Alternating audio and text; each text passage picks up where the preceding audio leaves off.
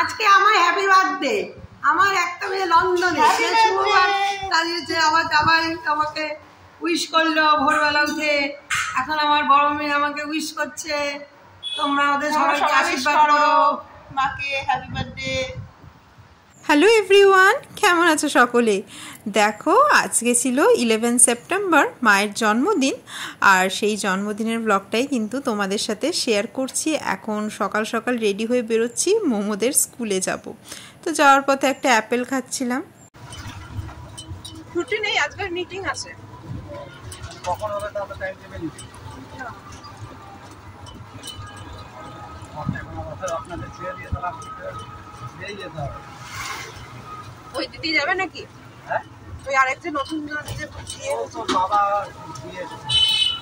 বাবাই নিশ্চয় তবে যাবে। বাচ্চাদের স্কুল নেই তো আজকে। মোমোদের স্কুলে আজকে ছিল পিটিএম, 9টার সময় যেতে বলেছিল। আর আমি একদম কিন্তু 9টার মধ্যেই মানে পৌঁছে গেছিলাম, কারণ এরপর আবার মোমোকে নতুন যে স্কুলে ভর্তি করেছি না, ওই স্কুলে আবার মানে ডেকেছিল তোমার ওদের ফটোগ্রাফ জমা দিতে আই কার্ডের জন্য। তাই ভাবলাম সকাল সকাল এটা মানে মিটিয়ে আসি, তারপরে বাড়িতে এসে আবার মায়ের বার্থডেও আছে আজকে। ওই জন্য সকাল সকাল উঠেই গেলাম, কারণ 11টা অবধি টাইম ছিল। তাও আমি তাড়াতাড়ি গেছিলাম, কারণ মোমো এখন ঘুমোচ্ছে। তো ওর ঘুমের মধ্যেই কিন্তু আমি বেরিয়ে গেলাম। আর তোমাদের দাদাভাইও তো 8:30টার মধ্যেই বেরিয়ে পড়ে অফিসের জন্য। যবে থেকে একটু বড় হয়েছি তবে থেকেই কিন্তু আমরা দুই বোন মায়ের জন্মদিনে কিছু স্পেশাল করার চেষ্টা করেছি। ছোটোবেলায় তো জানতাম না কবে জন্মদিন বা কিছু। তো যবে থেকে আমরা দুই বোন জেনেছি তবে থেকেই কিছু না কিছু করার চেষ্টা করি। ছোটোবেলায় ছোটোখাটো মানে টাকা জমিয়ে, মানে আমাদের পকেট মানির টাকা জমিয়ে মাকে কিছু গিফট দেওয়ার চেষ্টা করতাম। তো দেখো, মোমোদের স্কুলের বাইরে কিন্তু শেয়ারিং ইজ কেয়ারিং, মানে ওদের পুজোর আগে জামা কাপড়, তারপরে কিছু খাবার দাবারের জিনিসপত্র, এই সবগুলো কিন্তু স্কুলে জমা করতে বলেছে। নিডি যেসব বাচ্চারা থাকে তাদের এখান থেকে দেওয়া হবে। তো যেটা বলছিলাম, তো একটু বড় হওয়ার পর থেকেই মায়ের জন্মদিনে কিছু না কিছু করার চেষ্টা করি। তো সকালে তাড়াতাড়ি চলে এসেছিলাম, ভাবলাম যে মোটামুটি ধোয়া জামা কাপড়ই তো আছে, তো একটু পুজোটা দিয়ে নিই। তো দেখো, বজরংবলীর মন্দিরে চলে আসলাম পুজো দিতে। এটা ব্যারাকপুর স্টেশনের মধ্যে যে মন্দিরটা, কোনোদিনও মানে পুজো দিতে আসেনি, সামনে দিয়ে তো বহুবার গেছি, ফার্স্ট টাইম দিলাম। দিয়ে মানে এত ভালো লাগলো। দেখো, ঘিয়ের প্রদীপও ধরালাম মন্দিরের সামনে। তো পুজো দিয়ে তারপরে আমি এখন মোমো যে নতুন স্কুলে ওকে অ্যাডমিট করিয়েছি সেই স্কুলের দিকে কিন্তু যাচ্ছি টোটো করে। জাস্ট মানে সেরকম কোনো কাজ নেই, ফটোটা দিয়েই চলে আসবো। তো ভেবেছিলাম পিটিএমে অনেক টাইম লেগে যাবে, তো তারপরে এখানে আস্তে আস্তে হয়তো 11টা 11:30 বেজে যাবে। তাই জন্য ভেবেছিলাম যে দাদা বৌদি থেকে বিরিয়ানি নিয়ে আসবো। কিন্তু দেখলাম আমার এইসব করতে করতে 10:30টার মধ্যেই কিন্তু হয়ে গেল, 10:30 পৌনে 11টার মধ্যে। তো বিরিয়ানি তো জিজ্ঞেস করলাম, বললো 11:30টার আগে আসবে না। তো তাই দেখো, মাকে আবার ফোন করে বলে দিলাম মাটনটা ফ্রিজ থেকে বার করে রেখো, আর টক দই দিয়ে মাখিয়ে রেখো, তাহলে একটু নরম থাকবে, তাই না? আর এই যে অটো করে আমি এখন পলতা ফিরছি, আর সকালের থেকে তো কিছুই খাইনি, তোমরা দেখলে, শুধু ওই অ্যাপেলটা খেয়েছিলাম, বেশ খিদে পাচ্ছিলো। তো পলতা নেমে আমি আবার একটা স্যান্ডউইচ নিয়ে নিলাম, বসে বসে স্যান্ডউইচ খাচ্ছি। খেতে খেতে দেখলাম এই দোকানে একটা তোমার ওই হ্যাপি বার্থডে লেখা ক্যাপ আছে, তো দেখে বেশ ভালো লাগলো, বললাম একটা ক্যাপ দিন তাহলে। আর ব্যারাকপুর থেকে আসার সময় একটা ক্যান্ডেলও নিয়ে এসেছিলাম, ওই স্পার্কলিং ক্যান্ডেল যেগুলোকে বলে। এখনও দোকানপাট সেরকম কিছু ভালো খোলেনি ব্যারাকপুরে, তো পলতায় তো খুলে গেছে, তো ওখান থেকে নিলাম। তো ক্যাবটা নিয়ে একটু এগোতেই দেখলাম এই দাদু বলছে কোথায় যাবে চলো। এবার রিক্সায় তো বহু দিন উঠি না, কিন্তু এমনভাবে বললো সকাল থেকে বউনি হয়নি, চলো কোথায় যাবে। তো ভাবলাম চলো, অনেক দিন বাদে রিক্সার রাইড নিলাম। যদিও আমার মানে খুবই তাড়া ছিল বাড়ি ফেরার, টোটো করে ফিরলে হয়তো তাড়াতাড়ি ফিরতে পারতাম, কিন্তু ভাবলাম যে যাই আজকে। আর এই দেখো, আমাদের ফ্ল্যাটটা মানে তৈরি হচ্ছে, অনেক দিন ভেতরে যাওয়া হয় না। দাঁড়াও, এবারে ভেতরে গিয়ে তোমাদের দেখাবো। অনেক কিছু চেঞ্জেস হয়েছে না ভেতরে, প্লাস্টার হয়েছে, কালার হয়েছে। তো দেখো, বাড়িতে চলে এসেছি, আর এসে দেখছি যে মা মোমোকে ভাত খাইয়ে দিচ্ছে। তো অনেকটা বড় একটা মানে টেনশন খাতাম, ওর খাওয়া মানে একটা চিন্তা খাতাম। তো এখন বাজে মোটামুটি 11:30। তো এখন আমি রান্নাবান্না শুরু করবো, দেখি কত দূর কি করতে পারি। মানে সকালে তো ভাত রান্না হয়েছিল, ভাত মাছ এইসব, মাছ ভাজা। ডাল ছিল কালকে। তো ভেবেছিলাম তো দাদা বৌদি থেকে বিরিয়ানি আনবো, হয়তো 11টা 11:30 বেজে যাবে এরকমই ভেবেছিলাম, কিন্তু দেখলাম তাড়াতাড়ি হয়ে গেল। তো মাটনটা ভেবেছিলাম রাত্রে রান্না করবো, কিন্তু মাকে বললাম তাহলে ফ্রিজ থেকে বার করে রাখো, এখনই রান্না করি।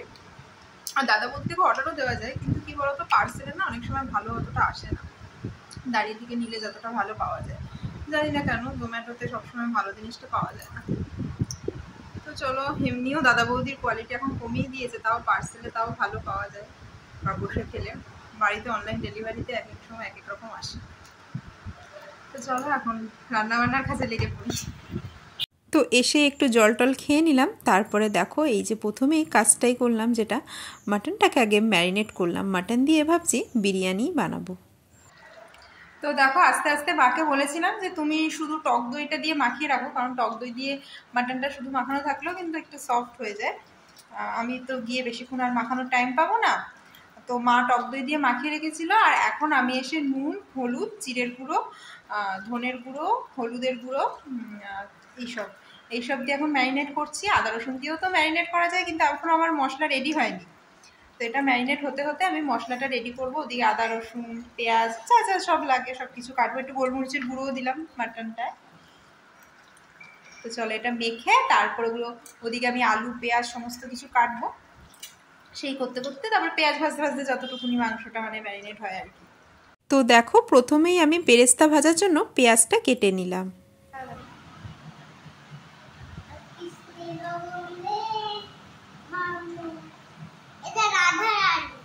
আজকে রাধাষ্টমী, তো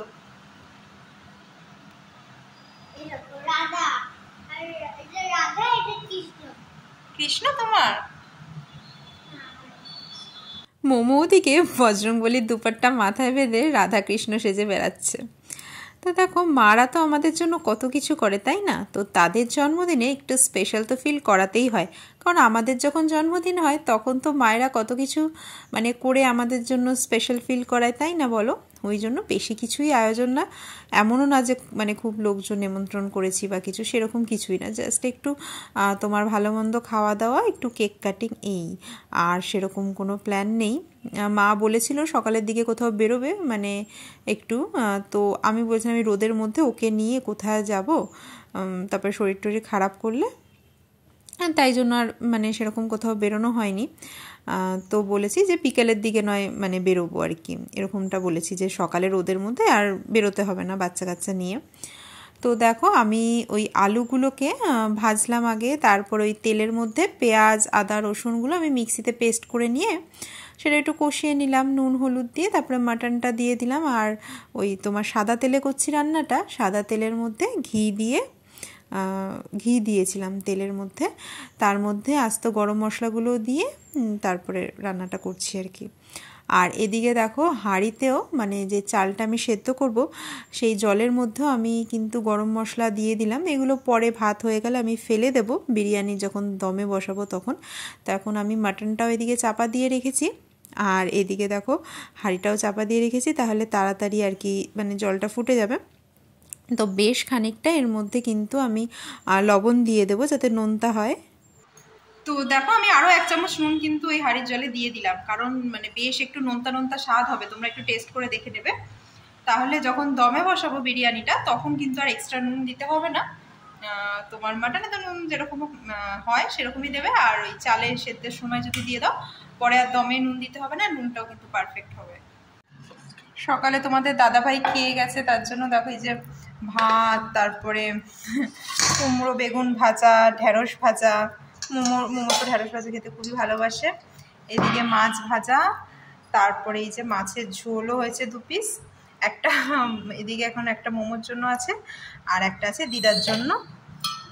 আর এই যে ডাল কালকে ছিল গরম করেছিল, সকালে তোমাদের দাদাভাই যেটুকু খেয়ে গেছে আর বাদ বাকিটা আছে। তো এই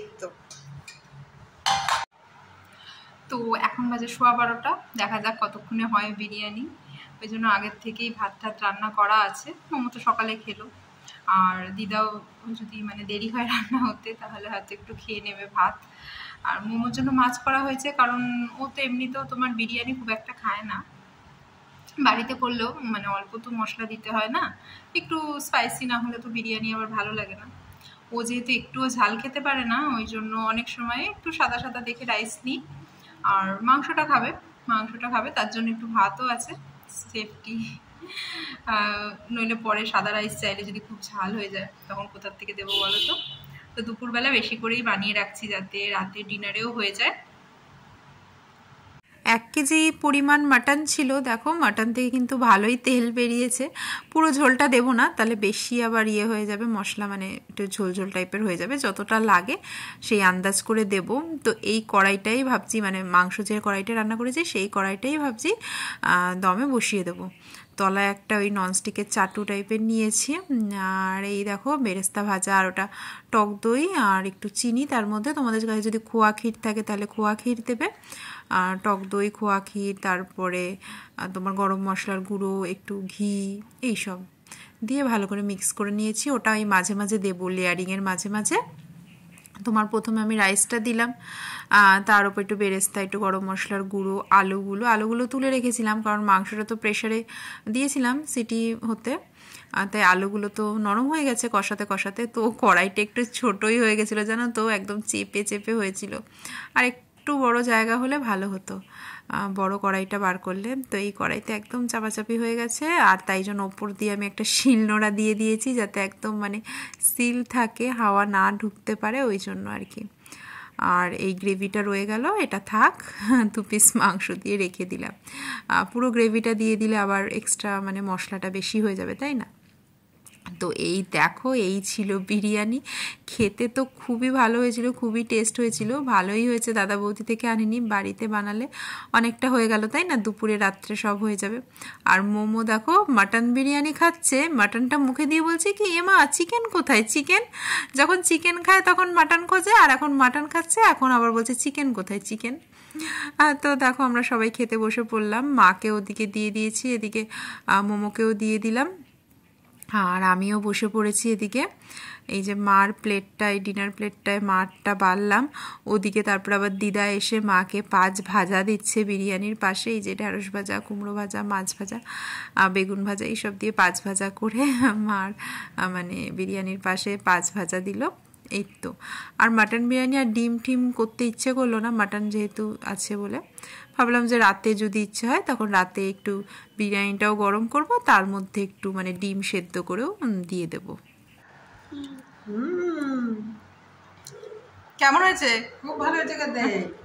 আমাদের বাবা কেনাচ্ছে, আমাদের বাড়ির বিরিয়ানি ভালো, দুধ খেতে পারে না।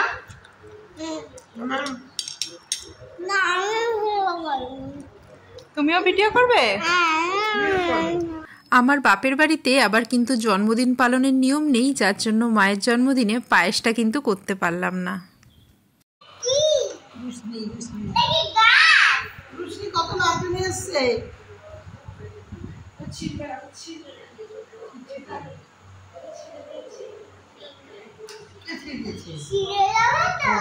তো দেখো সন্ধ্যাবেলা এখন কেক কাটিং হবে, কেক চলে এসছে। মোমো তো দুপুর থেকেই পাগল হয়ে যাচ্ছে, কখন কেক আসবে, কেক কাটবো আমরা।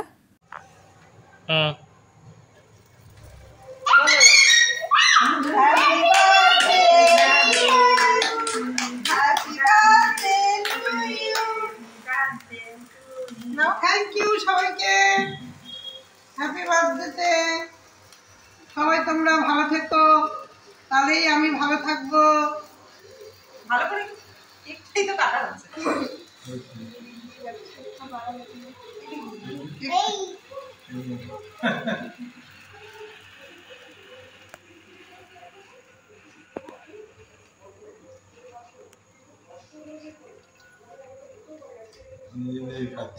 দাও দাও দাও, রোশনি কিছু দি। রোশনি এবার পাখা চালা।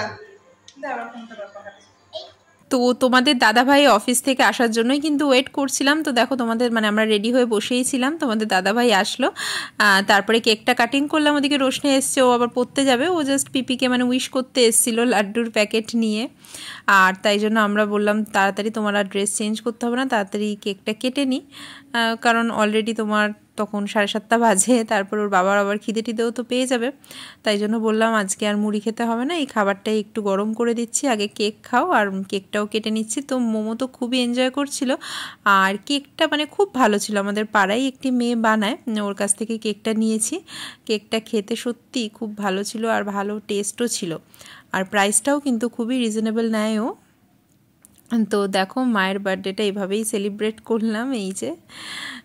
তো বেশ ভালো কাটলো দিনটা। সামনের বার বার্থডেতে বোনও থাকবে, তো 2 বোন মিলে আরও বড় করে করব, কারণ সামনের বছর মার 60 ইয়ার্স কমপ্লিট হবে, তো সেই বছর তো একটু স্পেশাল করতেই হবে, তাই না? তো এখন এই যে সবাই একটু একটু টিফিনের মতন করে খেয়ে নিচ্ছে, সাথে কেক আর একটু একটু বিরিয়ানি আর কি। আমার তো পেট একদম ভার ছিল দুপুরে বিরিয়ানি খেয়ে, জাস্ট আমি কেক খেলাম। কেমন কেকটা কেমন? আবার কেক দিয়ে দেবো, আবার কালো হয়ে গেল, পিঙ্ক আর কালো। তো চলো টাটা, আজকে ব্লগটা এখানেই শেষ করছি। আশা করি তোমাদের ভিডিওটা ভালো লাগলো। কেমন লাগলো অবশ্যই জানিও কমেন্ট করে। চলো আবার তোমাদের সাথে দেখা হবে নতুন একটা ব্লগে। টাটা।